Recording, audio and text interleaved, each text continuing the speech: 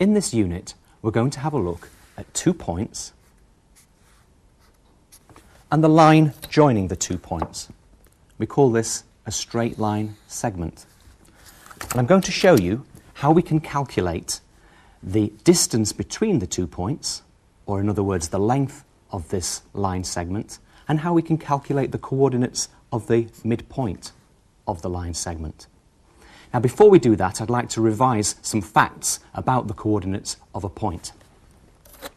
Suppose we choose a point, let's call this point O, and suppose we draw a horizontal line through that point and a perpendicular line, a line at 90 degrees, also through that point. We call these two perpendicular lines axes. And this horizontal line, we'll call it the x-axis and label it with the letter X. And the vertical line, we'll call this the y-axis and label it with the letter Y. Now, on these axes, we draw a scale. And what we do is we draw what's called a uniform scale. That means it's evenly spread along the axis, and so on. And on the y-axis, we do likewise. We put a uniform scale on the y-axis. And the point of doing that is that we can then measure distances in the x direction and in the y direction. Now, suppose we choose any point at all in the plane. Let's choose a point here. Let's call this point A. What we can do is we can measure the distance of A from the vertical axis. So we can measure that distance in there. And because that's a distance in the x direction, we call it the x-coordinate of the point A. We can also measure the distance from the horizontal axis. And because that's measured in the y direction, we call that the y-coordinate of A. And these two numbers, the x-coordinate and the y-coordinate, we write in brackets after the letter A itself. And we call x, y the coordinates of the point A. We also refer to x, y in the brackets like this as an ordered pair of numbers. It's clearly a pair of numbers, and it's an ordered pair because the order is very important. We put the x-coordinate first, that's the distance from the y-axis, and the y-coordinate second, that's the distance from the x-axis. So now we have a way of specifying precisely where in the plane our point of interest lies. If we move to the left-hand side of the y-axis, then what we have are negative x-coordinates, because as we move to the left, we count down from 0, so -1, -2, -3, and so on. So anything to the left of the y-axis will have a negative x-coordinate. And similarly, if we want to come down below the horizontal axis, if we want to come down here, we count down from 0, -1, -2, -3, and so on.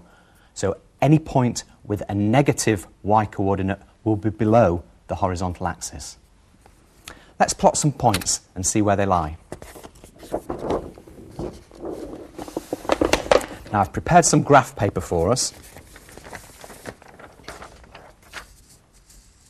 So here's my piece of graph paper. You can see my x and my y axes and my uniform scales drawn on the two axes. And let's plot some points.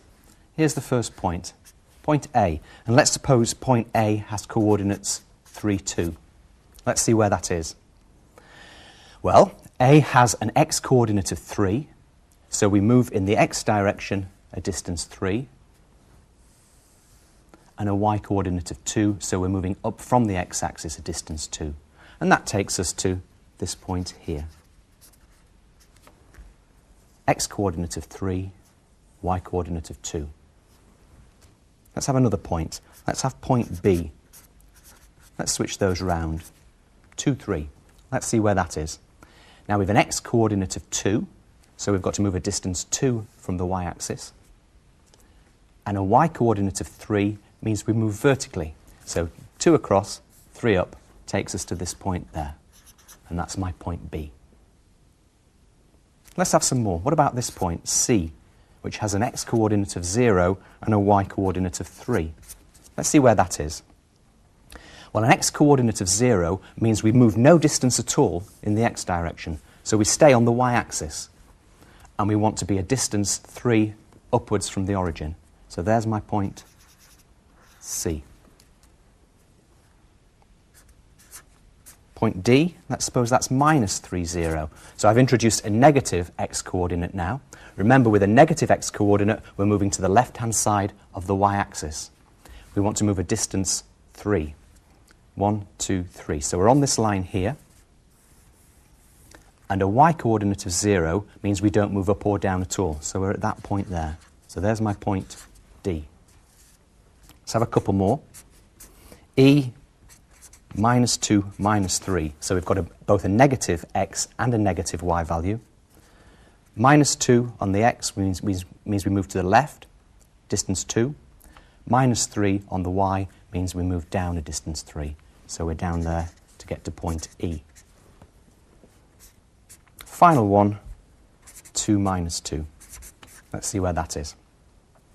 X-coordinate of 2 means we move to the right a distance 2. Y-coordinate of minus 2 means we move down a distance 2. So there's point F. Okay, so now, given any ordered pair of numbers representing a point in the plane, you know how to plot where it is. We know how to locate it.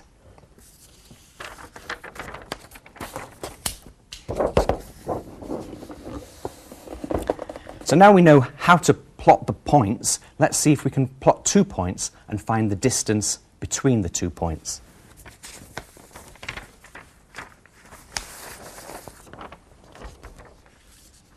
Okay, so some more graph paper here. And let's suppose we pick any 2 points, and let me suppose the first point, let's call it A, has coordinates 1, 3. Let's put that on the graph. X-coordinate of 1, y-coordinate of 3 means we are 1 across and 3 up, so we're at that point there, that's A. And let's choose my second point to be 4, 5. X-coordinate of 4, y-coordinate of 5 puts me there. So 2 points. Let's join them. And that gives me my straight line segment. And what I'm going to do is I'm going to show you how we can calculate the length of this line segment, or in other words, the distance between points A and B.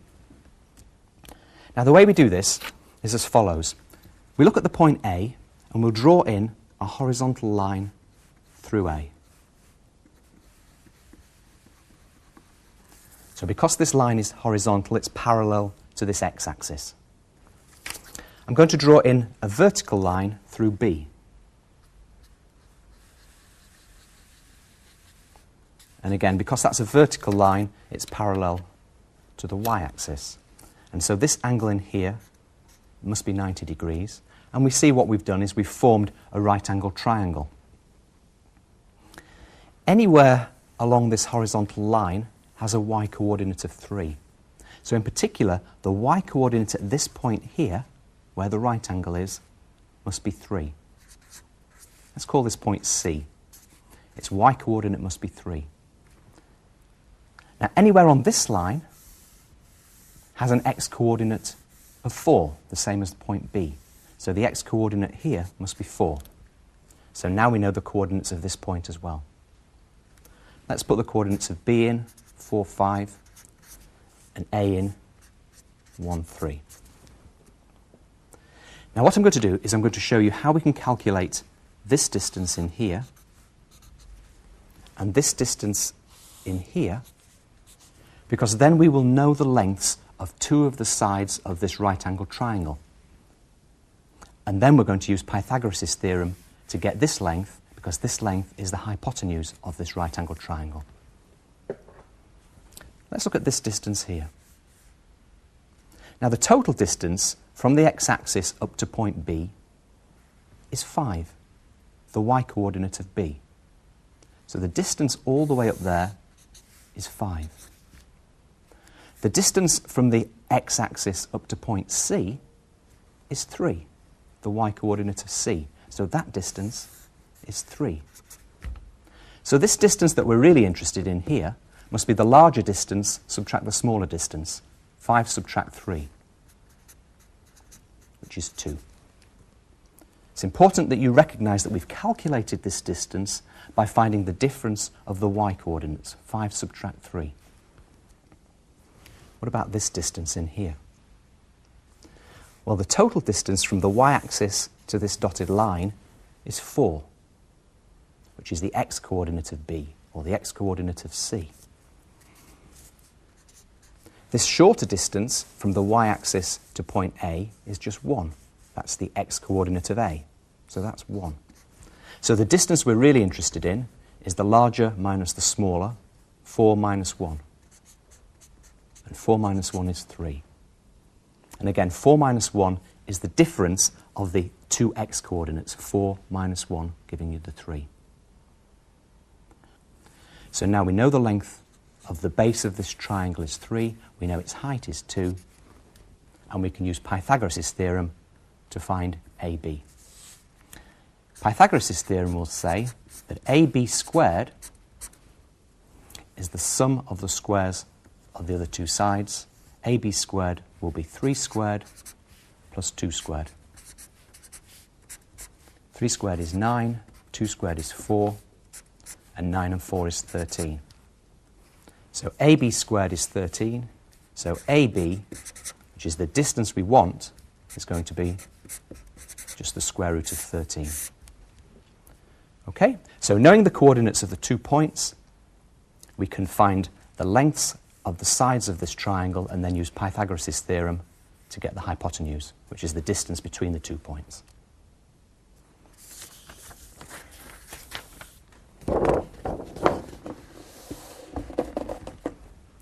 Now that's all well and good for the specific case we looked at, but what I want to do now is do it more generally. Instead of having specific points, I want to take 2 arbitrary points in the plane and see how we can find the distance between the 2 of them. So again, let me have a y-axis and an x-axis and an origin. And let's pick our first point, let's call it A, and let's suppose it's got an arbitrary x and arbitrary y coordinate, so let's call those x1 and y1. So there's my point A. I'm going to take a second point, let's call that B, and let's suppose its x-coordinate is x2, y-coordinate is y2. So these are arbitrary points now, could be anywhere. We're going to try to find the distance between the 2 points, or in other words, the length of this line segment. As before, let's put in a horizontal line through A and a vertical line through B.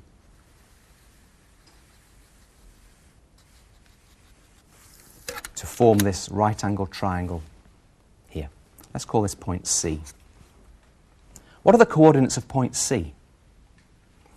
Well, anywhere along this horizontal line will have a y-coordinate which is y1, because that's the same as the y-coordinate of A. So the y-coordinate of C must be y1. What's its x-coordinate? Well, its x-coordinate must be the same as the x-coordinate of B, which is x2. So x2, y1 are the coordinates of point C. Let's calculate this distance in here. Now this distance is the difference in the y-coordinates. The y-coordinate of B subtract the y-coordinate of C. So this is just y2 minus y1, the difference in the y-coordinates. Similarly here, this distance is the x-coordinate of C, which is x2, subtract the x-coordinate of A, which is x1. So this distance is simply x2 minus x1.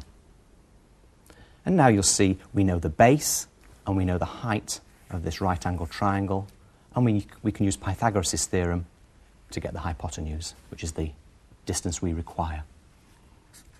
So Pythagoras' theorem will say that AB squared, the square of the hypotenuse, is the sum of the squares of the other 2 sides.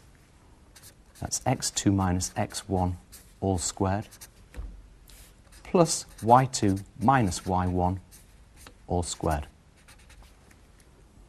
And then if we want AB, all we have to do is square root both sides. So AB will be the square root of x2 minus x1 all squared, plus y2 minus y1 all squared. And that is the general formula that we can always use to calculate the distance between two arbitrary points in the plane. Let's look at a specific example. Suppose we want to find the distance between the points, say, A, which has coordinates minus 1 and 3, and B, which has coordinates 2 and minus 4, for example. How can we use this formula to find the distance between these 2 points without actually drawing all the points? Well, using the formula, AB will be the square root. We want the difference between the x coordinates. So that's 2 minus minus 1, all squared, plus the difference between the y coordinates, which is minus 4 minus 3, all squared. So that's the square root of 2 subtract minus 1 is 3, and 3 squared is 9. Minus 4 minus 3 is minus 7, and minus 7 squared is plus 49.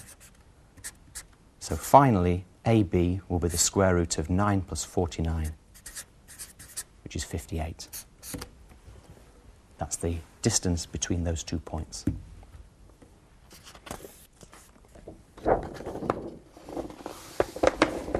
We're now going to look at how you can calculate the coordinates of the midpoint of a straight line segment. Before we do that, let me just consider this problem. Suppose we have an x-axis and we have some points on the x-axis. So suppose we have 1, 2, 3, 4, 5, and so on. Let's choose 2 points on this x-axis. Let's suppose we pick this point where x is 2. Let's call that A. And this point where x is 4, let's call that B. And ask yourself, what is the x value at the midpoint of the line segment AB? So we're looking at this segment AB, and we want to know what the x value is at the midpoint. Well, I think it's fairly obvious from looking at it that the x value at the midpoint is 3. Another way of thinking of that is that 3 is the average of 2 and 4. Because if we average 2 and 4, add them together, divide by 2, 2 and 4 is 6 over 2, which is 3. So in other words, the x coordinate at the midpoint of a line segment is the average of the x coordinates at the 2 ends. Just to convince you of that, let's have a look at another problem.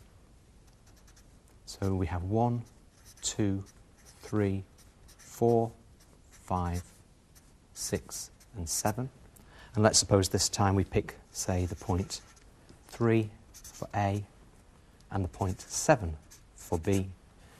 And we're looking at this straight line segment here between A and B. Again, it's rather obvious from looking at it that the x value at the midpoint is 5. And if we average the x values at the beginning and the end of the line segment, 3 added to 7 divided by 2, that's the average of the x values, is 10 over 2, which is 5. So in a more general case, in a few minutes' time, we'll see that when we want to find the coordinates of the midpoint of a line, we just need to average the values at either end.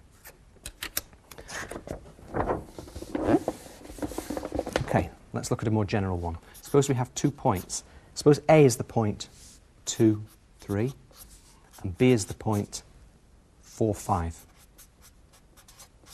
Let's plot those, and then we're going to try to find the coordinates of the midpoint of the line joining them.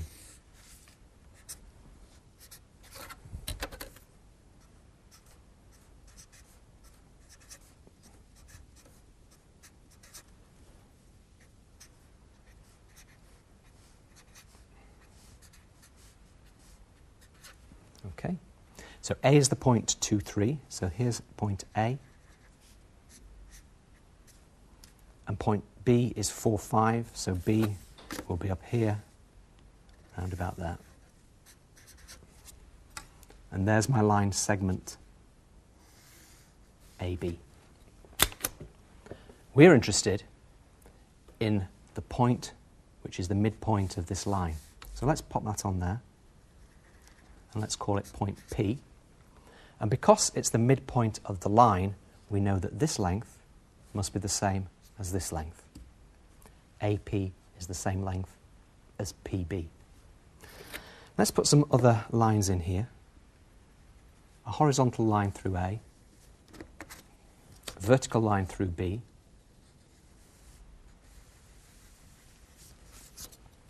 horizontal line through P, and a vertical line through P. And let's label some of these points that we've created C and D and E. Now let's look at the line segment from A to E. Okay. Sorry, Peter. Lost it. What you'll do on cue is you'll look down at it, look up at the camera and speak, okay? Yep.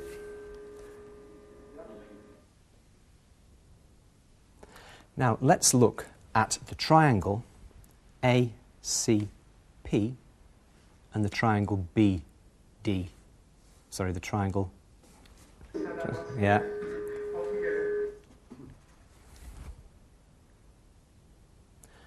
Now let's look at the triangle ACP and the triangle PDB.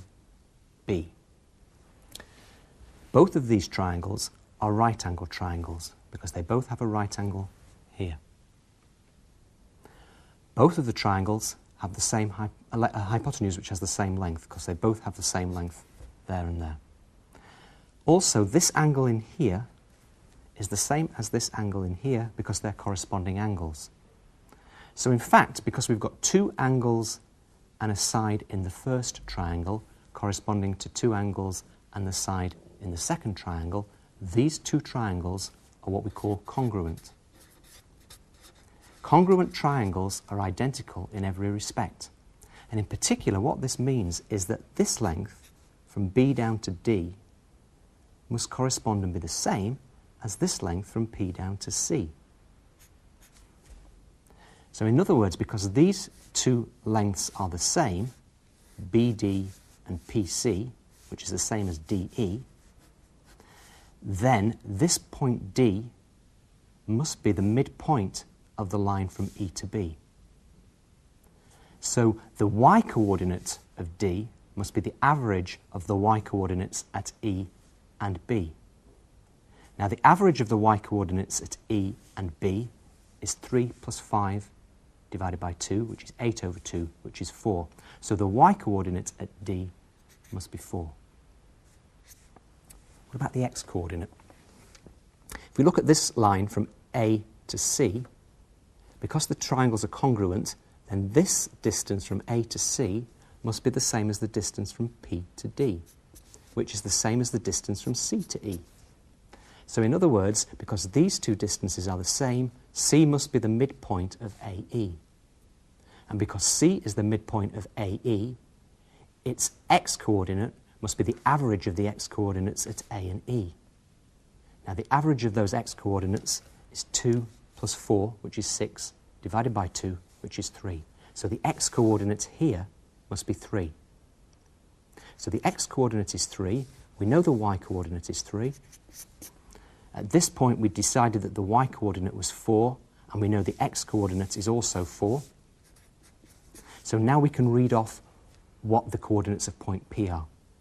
P will have an x-coordinate of 3 and a y-coordinate of 4. Now that's very complicated. It seems very complicated, but in practice it's very simple. Let's just look at these numbers again.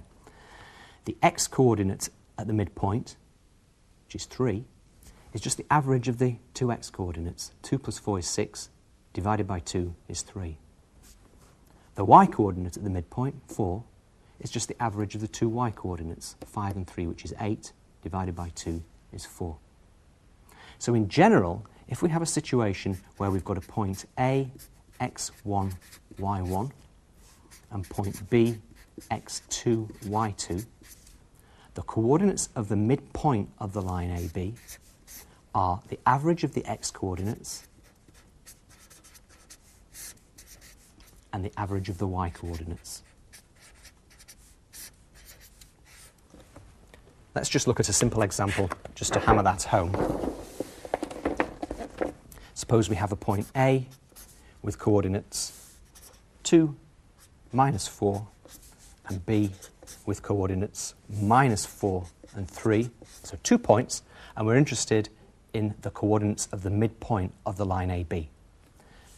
So let this point be P.